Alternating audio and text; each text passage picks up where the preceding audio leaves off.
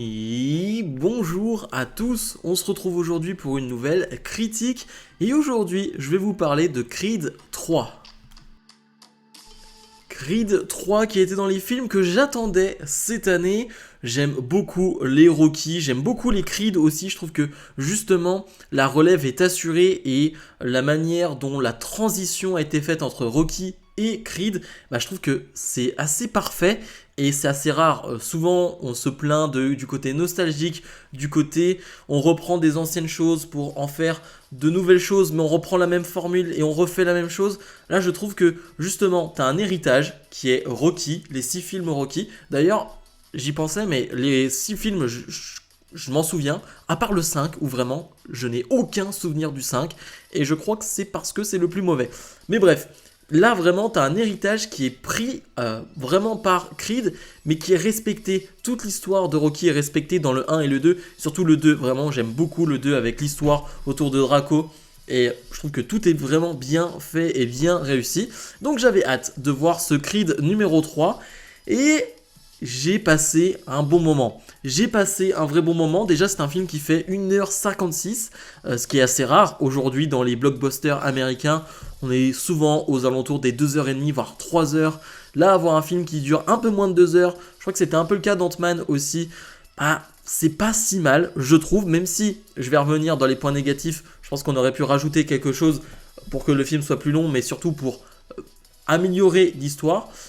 Je pense honnêtement qu'en termes de scénario, c'est le moins bon des trois. Je trouve que le 1 avec la montée de Creed, la nouveauté Creed, le 2 avec l'histoire autour des Russes, l'histoire justement Creed Balboa russe, je trouve qu'il y avait quelque chose, il y avait une vraie histoire. Là je trouve que l'histoire est bien sur le papier, c'est-à-dire avec ce Damian, donc Dame, qui est un ami d'enfance d'Apollo Creed, mais d'Adonis Creed, qui a été en prison.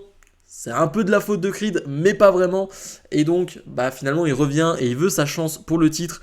Et c'est quelqu'un de très revanchard et finalement qui n'a pas forcément une bonne mentalité. Donc c'est un peu ça l'histoire, qui est très simple. Vraiment dans les trailers, c'était annoncé, c'était clair et net. Le gars est en prison, il revient et il a un match contre Creed. Et c'est un peu ça le scénario. Alors le scénario tient vraiment sur une page, voire sur quelques lignes. Mais finalement, je trouve qu'on aurait pu faire d'autres choses et surtout de meilleures choses. Mais dans les points positifs, j'en ai pas parlé. Je vais parler points positifs et je vais parler points négatifs. Je vais essayer de faire comme ça maintenant sur les films. Dans les points positifs, c'est le premier film de Michael B. Jordan en tant que réalisateur. Et je trouve que ça se voit et c'est une bonne chose. C'est-à-dire que Michael B. Jordan... c'est son premier film et il prend une grosse licence. Il prend le 3e Creed, il prend l'héritage Balboa. Donc il prend quelque chose de sérieux. Et donc on pouvait s'attendre, personnellement je pouvais m'attendre à quelque chose de simple. C'est-à-dire que je fais pas plus, je fais pas moins. Je rentre dans les codes basiques de Rocky ou de Creed, mais on voit pas vraiment ma patte. Et là, je trouve qu'on voit vraiment sa patte. Alors, on voit pas sa patte lors des discussions, lors des mises en scène, quand ça parle, etc. Mais dans les combats. Et il l'avait un peu teasé, il l'avait dit. Je me suis inspiré d'animés japonais sur les combats, parce que j'aime beaucoup ça. Donc, je me suis inspiré de ça. Je suis pas un expert en animé japonais, mais en tout cas, je vois une différence. Je me suis refait Creed 2 juste avant. Je vois une vraie différence dans les combats, dans la mise en scène des combats, dans la manière de montrer les combattants. Il y a une vraie différence, je trouve, par rapport au Creed, par rapport au Balboa. Et rien que pour ça, je trouve que c'est réussi. C'est réussi parce qu'il y a une différence, et la différence, je trouve qu'elle est bonne.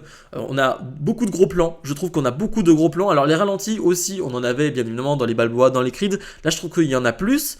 Et c'est presque un point je vais vous donner presque un point négatif, c'est que sur le premier combat, je trouve du film, je trouve qu'on voit vraiment, c'est très accentué, vraiment les ralentis, le côté gros plan est très accentué et j'aime beaucoup. Ça donne une impression d'être dans le réel, d'être vraiment dans le combat. Je trouve que on ressent bien les coups. Et je trouve que c'est vraiment top. Mais par exemple, sur d'autres combats après dans le film, c'est moins le cas. Je trouve que c'est moins accentué, l'impression qu'il a un peu moins mis sa patte. Mais dans le dernier combat, parce que finalement, les points positifs d'un film Rocky, c'est les combats. On attend les combats et on attend les entrées. On attend la mise en place des séances d'entraînement. C'est un peu ce qu'on attend dans un film Rocky ou Creed. On n'attend pas beaucoup plus. Et je trouve que le montage entraînement est réussi pour le coup. Il est plutôt basique. C'est pas le meilleur de tous les films Rocky ou Creed. Il est plutôt basique, mais là, il y a de la bonne musique derrière. C'est bien fait. Voilà, je trouve que c'est plutôt bien amené. Encore une fois, hein, c'est pas le plus marquant de tous. Je trouve qu'en termes d'entrée, bah bizarrement, je m'attendais à quelque chose de plus grandiose. Et eh bien finalement, celui qui a la meilleure entrée, je trouve, dans tout ce film, eh bien c'est Alvarez, ce Mexicain donc, qui est coaché, enfin, qui est, on va dire, sous la tutelle de, on va dire, de l'école d'entraînement de Adonis Creed, eh bien, qui a la meilleure entrée. Je trouve que son entrée est vraiment très belle, la musique derrière est belle. Voilà, il y a ce masque au tout début qui arrive et lui qui apparaît de nulle part derrière la fumée. Je trouve que c'est la plus belle entrée. Je trouve que en soi toutes les musiques d'entrée sont bonnes ensuite, que ce soit pour Damien, que ce soit pour Adonis Creed, mais que bah ça va pas plus loin. Ça va pas réellement plus loin, donc un peu déçu au niveau des entrées. Les musiques, comme j'ai dit, elles sont bonnes encore une fois, hein, vraiment c'est très bonne musique, très bon choix à chaque fois, et ça régale, même en dehors des combats, en dehors des entrées, les musiques sont vraiment très très bonnes. Donc ça, on est vraiment dans le gros point positif. Et j'ai envie de dire, le dernier gros point positif, qui est un gros point positif, c'est lors du dernier combat, donc le combat ultime entre Adonis Creed et Damien. Eh bien, il y a une mise en scène particulière. À un moment donné, lors d'un round, je rappelle, hein, c'est full spoiler, hein, mais bon, ça vous le savez maintenant sur la chaîne. Eh bien, lors d'un round, eh bien, on va se retrouver avec une mise en scène où on va enlever le public, comme si les deux étaient dans leur bulle, comme si les deux, eh bien, presque étaient seuls au monde à ce moment-là. Il y a une vraie mise en scène. On va retrouver par exemple, à un moment donné, Adonis qui va être projeté contre les cordes, mais ça va pas être une corde, ça va être une cage de prison, enfin en tout cas une porte de prison, ce qui rappelle l'histoire entre Damien et lui.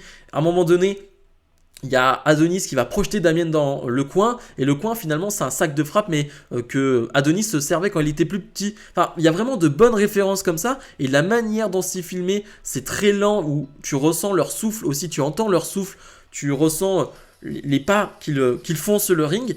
Et ben j'ai bien aimé, j'ai vraiment beaucoup aimé d'être dans cette petite bulle là. J'ai tellement aimé que j'aurais aimé que ça dure plus longtemps. Je trouve que la séquence est presque trop courte, et j'aurais aimé qu'elle dure un peu plus longtemps. Donc ça c'était vraiment les points positifs. Dans les points négatifs donc, je l'ai dit, l'histoire sur le papier elle est simple, comme je l'ai dit avec Damien qui revient alors qu'il était en prison. Il y a toute cette histoire avec Adonis qui finalement ne lui a pas envoyé de message, mais sa mère aussi a bloqué les lettres de Damien. Donc ok, mais je trouve que c'est amené trop rapidement, et finalement en quelques minutes, tu comprends où ça va aller, tu le comprends très vite, et je trouve que c'est pas assez subtil. Après encore une fois, on est dans un Rocky, on est dans un Creed, je demande pas un film la subtilité d'un film d'auteur, mais un minimum. Là voilà, c'est un peu amené brusquement, mais ok. À la limite, c'est pas un énorme défaut. Il y a un deuxième défaut, je trouve, et je parlais de temps, je trouve que il y a certains moments, je trouve que, eh bien, on aurait pu passer plus de temps sur l'histoire de Bianca, donc la femme de Adonis. Encore une fois, je sais que c'est pas forcément ce qu'on veut dans un film Creed. On veut de la bagarre, on veut un vrai combat, et on a eu des bonnes séquences et des bons matchs. Mais je trouve que, eh bien, elle a une vraie histoire, et il y a certaines conversations avec Damien que je trouve intéressantes. Lui qui revient et qui dit, bah, toi ça te gêne pas de plus pouvoir justement chanter, de ne plus pouvoir, faire ce que tu as envie de faire, parce que Bianca a des problèmes auditifs et donc elle ne peut plus réellement chanter, elle ne peut plus vraiment chanter devant un public, elle produit maintenant, et justement il y a une vraie histoire derrière ça, et finalement ça va être bâclé, je trouve, un peu derrière, entre une discussion entre Creed et Bianca, où les deux vont finalement, Bianca va lui dire moi aussi j'ai des problèmes, moi aussi je sais ce que c'est d'avoir des problèmes, de ne pas pouvoir faire ce que j'ai envie de faire, etc. Mais ça va pas plus loin, et je trouve qu'il y avait quelque chose à exploiter, et ce qui est un peu dommage. Et j'ai envie de dire le deuxième point négatif, parce que bon, en soi, il n'y a pas énormément de points négatifs non plus, eh bien, c'est la durée, je trouve, du dernier combat. Et je parlais du temps du film, je trouve que le dernier combat est un peu expédié. Je trouve que on aurait pu faire plus long, on aurait pu faire plus épique. On est dans la formule classique du Adonis qui va se retrouver au sol, qui se relève. Bon, ça encore une fois, c'est du vu et revu, mais c'est ce qu'on aime aussi dans ce type de film-là. Mais ouais, c'est peut-être pas assez épique. Il y a peut-être pas assez de moments, peut-être de trash talk entre les deux, de moments plus intenses entre les deux.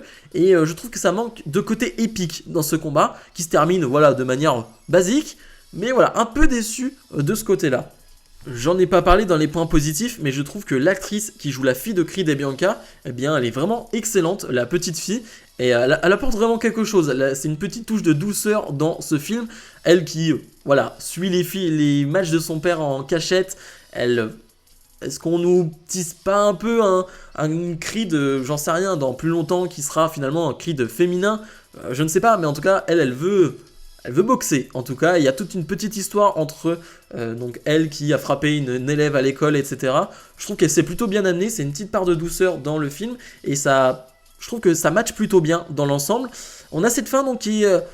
je ne sais pas si on a une suite de prévu, si on a des suites de prévues, parce que cette fin, finalement, elle est assez ouverte, où bah, Creed gagne ce combat. Après le match, il a cette discussion avec Dame, où là aussi, hein, c'est très classique, où finalement les deux vont dire je te respecte, blablabla. Bon, à la limite, j'aurais presque préféré que Dame soit un réel méchant, et juste, il est méchant. Voilà, vraiment, et là, finalement, non, pas vraiment.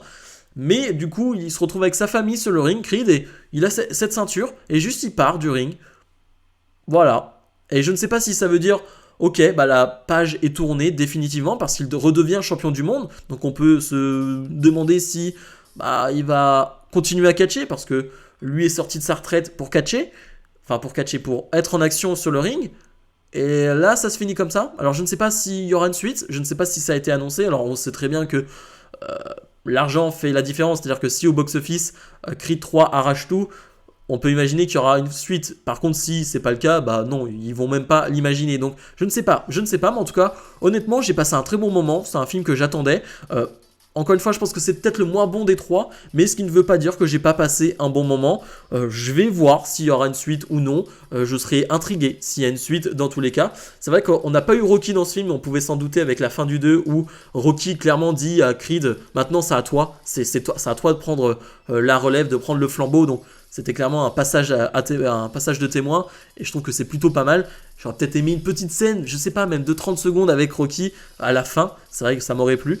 Mais ouais, dans l'ensemble, j'ai passé un bon moment, donc si vous l'avez aimé, bah dites-moi pourquoi en commentaire. Si vous ne l'avez pas aimé, dites-moi pourquoi aussi en commentaire. Bref, nous on se retrouve la semaine prochaine pour d'autres vidéos. Salut, salut!